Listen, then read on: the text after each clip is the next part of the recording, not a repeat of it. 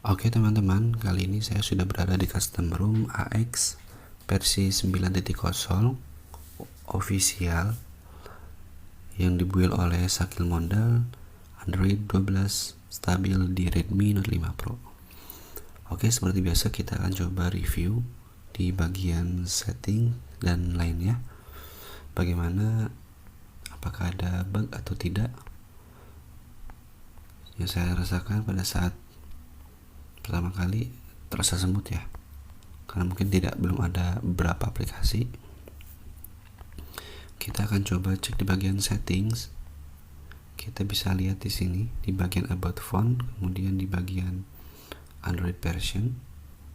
Di sini Android 12, kemudian AX extended versi 9.0 official. Kemudian security update-nya 5 Februari ya. Menggunakan kernel minimal ES GTI Haptic R25.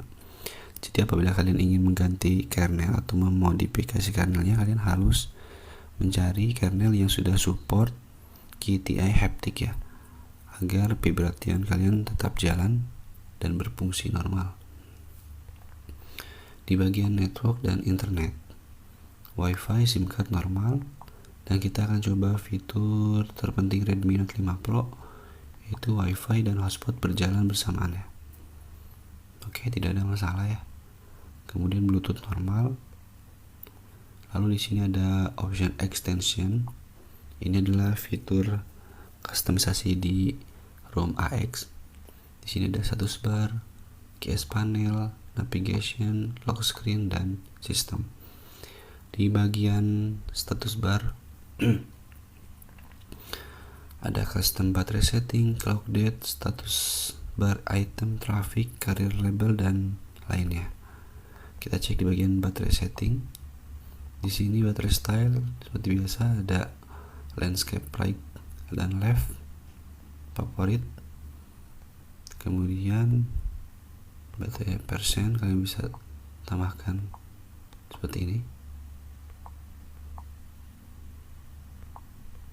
Lalu adanya baterai bar, namun tidak ada option custom baterai ya, seperti di Anjing OS. Di sini hanya bisa custom baterai bar location seperti ini di atas. Banyak settingannya.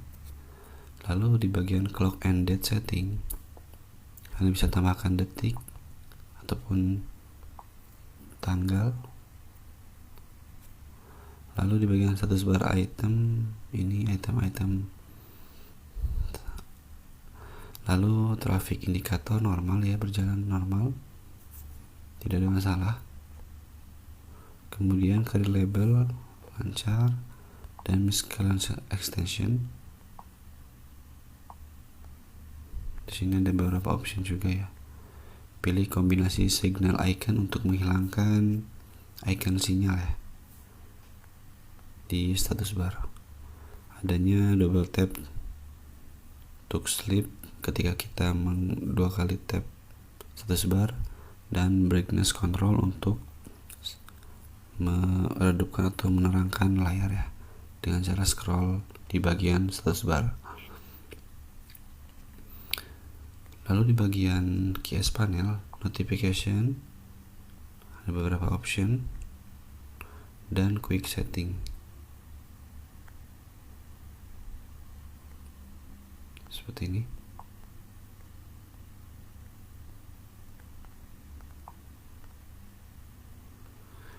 Lalu di bagian navigation masih ada 3 option ya, gesture navigation, 2 button ataupun 3 button ya. Lalu di bagian gesture adanya swipe to screenshot 3 jari dan beberapa option lainnya. Di bagian lock screen ada lock screen shortcut. Ini yang kiri kanan default saja. Lalu lock screen UI adanya ripple effect ya. Kemudian ada double tap to sleep di lock screen. double tap to wake, ketiga diam. Adanya musik visualizer apabila kalian ingin mengaktifkannya. Biasanya di bagian bawah pada saat kalian memutar musik, di bagian lock screen akan seperti ada equalizer seperti itu ya. Lalu di bagian sistem ada custom baterai, button, customisasi, dan general tweak. Di bagian baterai adanya baterai charging light, lalu ada button, kemudian customisasi ini seperti modded engine. Di bagian themes kalian bisa atur di sini warna yang kalian inginkan. Lalu ini ada mengganti font ya, jadi kalian tidak perlu menggunakan modul font. Di sini juga sudah banyak ya model fontnya. Lalu ada icon pack, signal icon style, wifi icon style, dan icon save. Oke, di bagian extensor seperti itu. Lalu di bagian notification standar Android 12. Bagian baterai hanya seperti ini ya, baterai manager, baterai saver, dan baterai usage. Oke, lalu di bagian storage sistem makan 8,6 GB. Di bagian sound tidak ada. Bagian display normal, standar.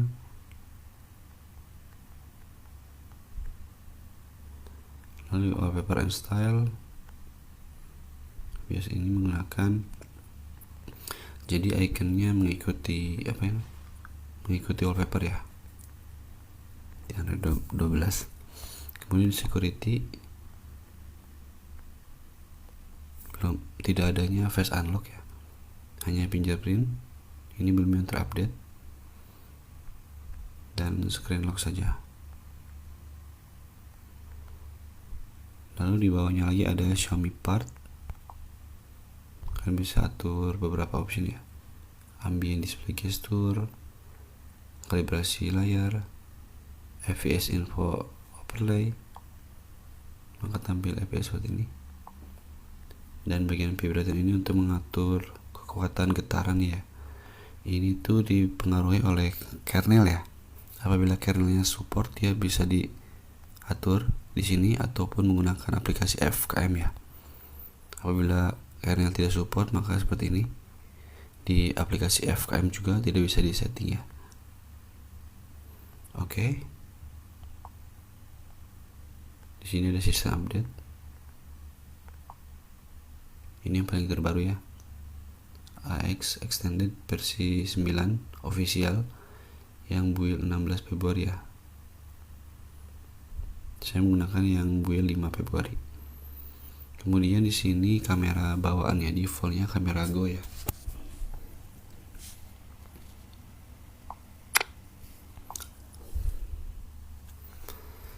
Standar saja menurut saya, dan alternatifnya kalian bisa menggunakan Gcam ya. Ini bagian status bar, ini quick setting seperti ini. Di bagian shutdown ada beberapa option ya, power off, restart, advance, seperti ini. Oke, ini adalah hasil dari CPU throttling, maksimal mendapatkan 128,3, kemudian rata-ratanya 120,8, dan minimalnya 95,4 GIPS ya, dengan hasil yang cukup memuaskan. Dan ini adalah hasil dari Antutu benchmark di room ini, mendapatkan hasil 173.873 ya, dengan hasil yang lumayan juga. Dan kita akan coba cek tes PUBG Mobile, dia mendapatkan grafik, dan ini adalah hasil grafik, mendapatkan grafik smooth dan frame rate high, dan maksimalnya di grafik high display dan frame rate nya high ya. Namun untuk bermain TDM saya coba enak, masih lancar, tidak ada masalah. Oke teman-teman, kali ini saya akan coba Flashroom AOSP Extended Official versi 9.0 Android 12 oleh Shakil Mondal di Redmi Note 5 Pro. Oke, sebelum kita lanjut, jangan lupa kalian untuk subscribe channel ini. Oke, terima kasih.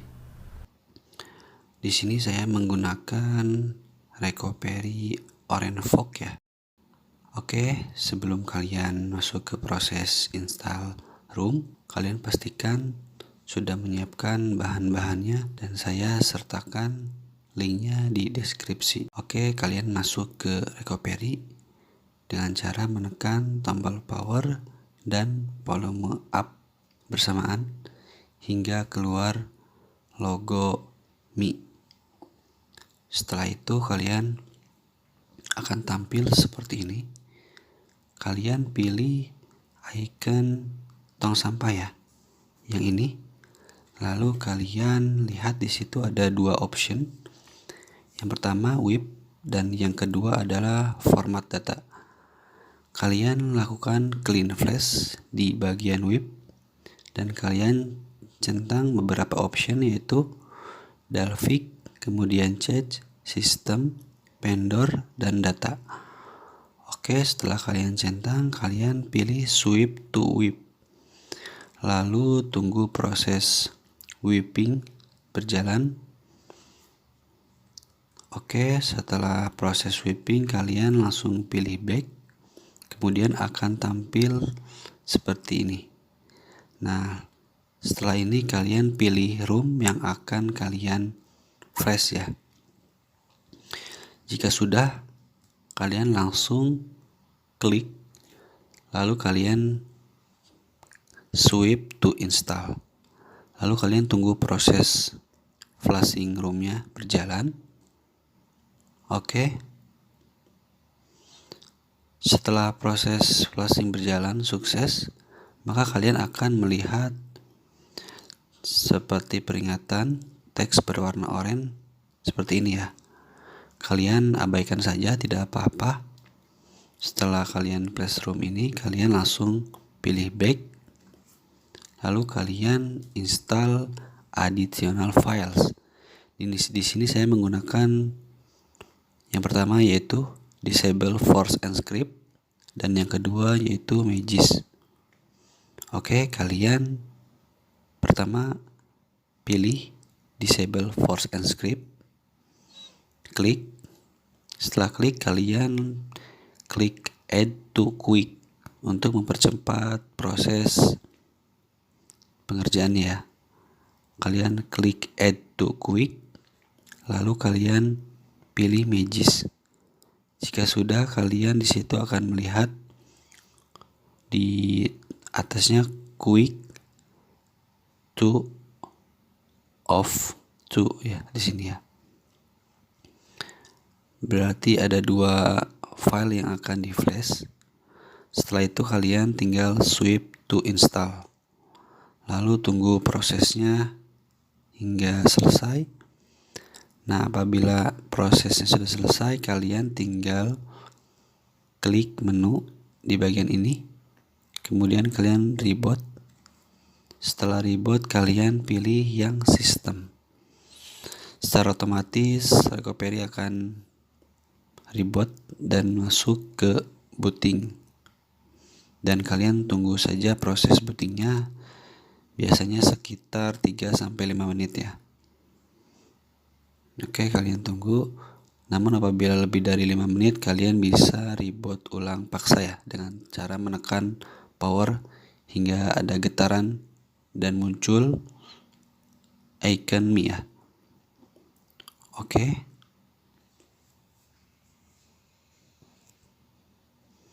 Sebelum kalian masuk ke home screen, pada saat booting kalian akan melewati dulu Android setup. Nanti kalian selesaikan Android setup. Setelah itu secara otomatis kalian akan diarahkan ke home screen. Sampai situ proses flashing ROM dinyatakan selesai lah. beres, tidak ada masalah apapun. Jika kalian menyukai video ini, jangan lupa untuk like dan share, dan ikuti terus channel ini dengan cara mensubscribe agar mendapatkan video-video terbaru dan bermanfaat lainnya. Oke, terima kasih.